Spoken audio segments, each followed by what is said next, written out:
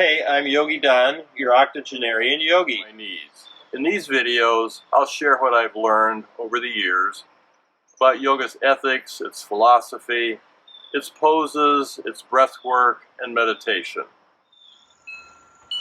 May we be protected together, may we be nourished together, may we create strength together, may our work together bring fulfillment, and may there be no disharmonies among us. Om Shanti, Shanti, Shanti. Peace, peace, peace.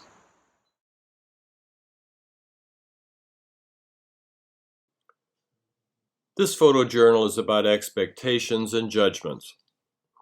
What we expect shapes our reality, in that these expectations act as filters on what and how we perceive and how we act on those perceptions. If we act without being aware of the fact that our underlying expectations shape our reality, they will unconsciously direct our actions. One of yoga's goals is to help us awaken to the recognition of our filters on reality. The remembrances that follow are based on my visit to what some call erotic temples in a rural district of northern India.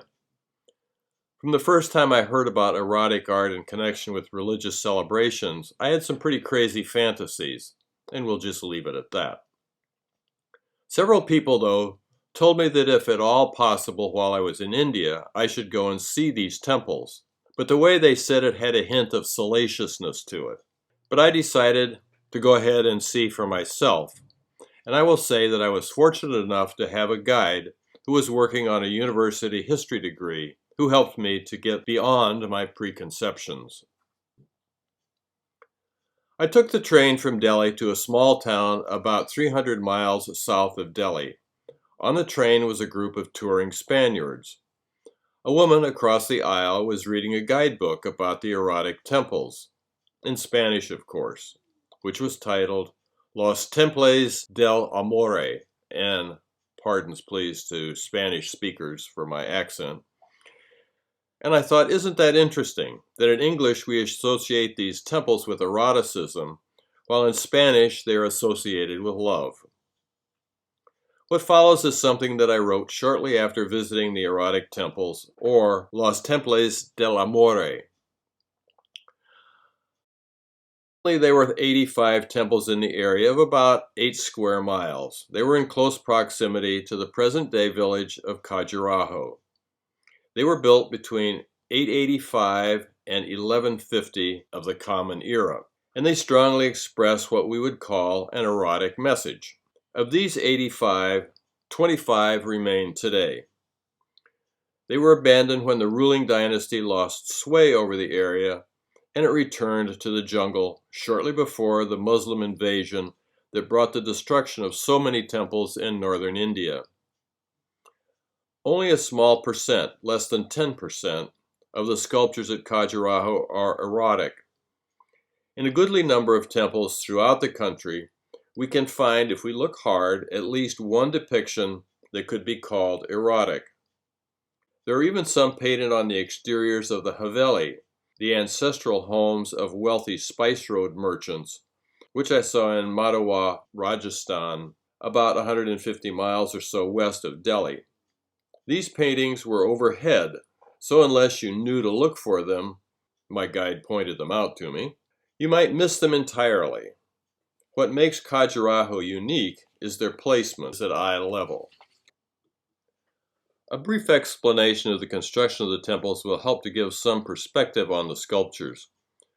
The temples are generally constructed to move a person from the everyday, mundane, and secular world to the inner spiritual world. So the temples are constructed as chambers that take a person inward. The inwardmost chamber houses the deity to whom the temple was dedicated and was placed directly underneath the tallest part of the structure that reaches skyward. You approach the temple by climbing stairs that lead to the platform on which the temple is built, and enter an enclosed porch area through an ornamented gate. Next, you move into a larger area where sacred dances would have taken place. From there, the devotee would come to a passage joining the hall to the sanctum, where the deity, as represented by a statue, resides.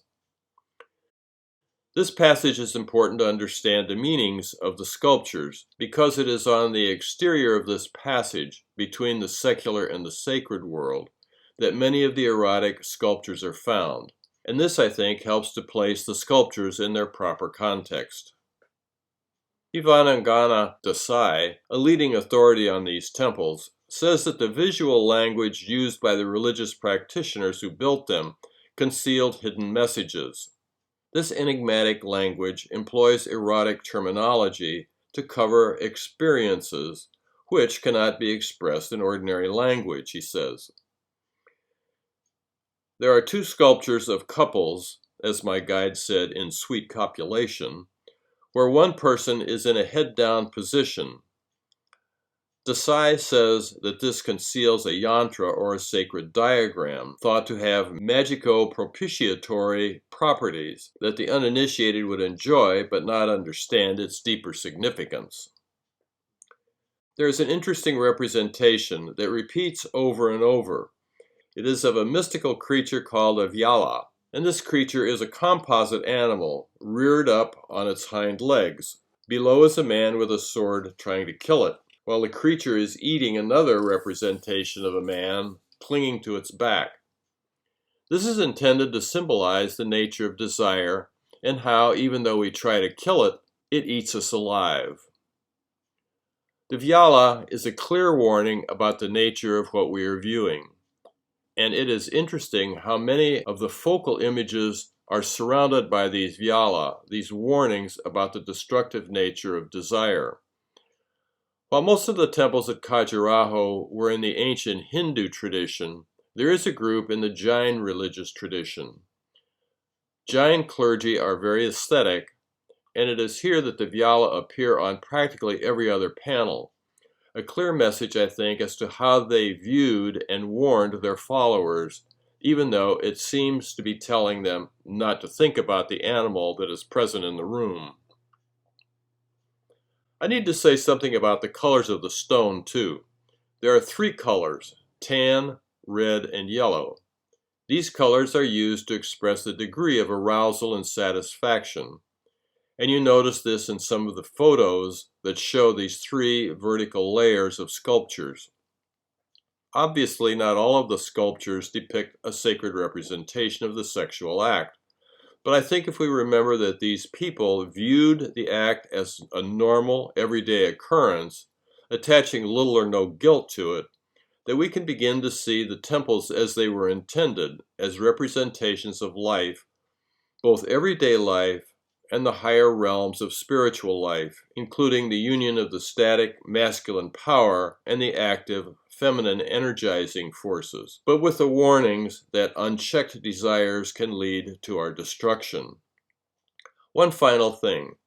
These people did not engage in wild, free love, having sweet copulation with just any person. They observed a double standard, where the man could have his dalliances, but not the woman. Having said all this, there are some amazing sculptures on these temples. There's the elephant crushing the head of a prisoner, the dancer removing a thorn from her foot,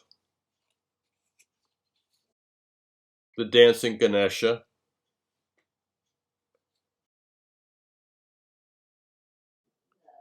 the sacred union with attendants. One is looking discreetly away, while the second is peeking over his shoulder. There's also the man pulling a monkey toward him to frighten the woman to move closer into his arms. The group involved in sacred sex, joined thumb and index finger. Orgasm was to be avoided, but one male figure has come and is now out of action. The couple in sweet anal copulation with the laughing elephant turned toward them.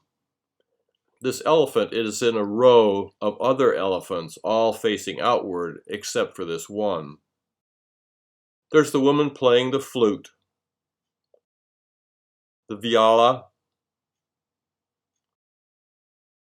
the more crudely depicted ordinary and mundane sex acts, the woman removing her skirt with a scorpion on her thigh. The scorpion is a symbol of desire and its consequences. There's an interesting female figure on an outside corner. She has her back to us as she primps. From one side, she appears to be smiling, but from the other, we're not really sure whether it's a smile or not.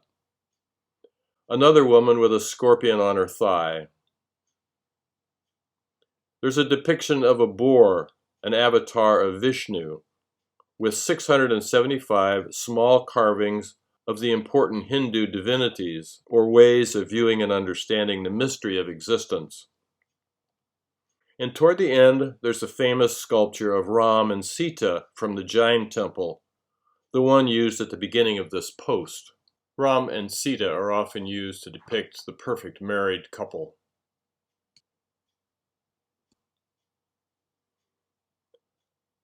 I hope this remembrance helps you to see the way that I think these temples were meant to be seen, as a visual expression of the all-powerful and potentially disastrous life-giving and renewing energy of the universe.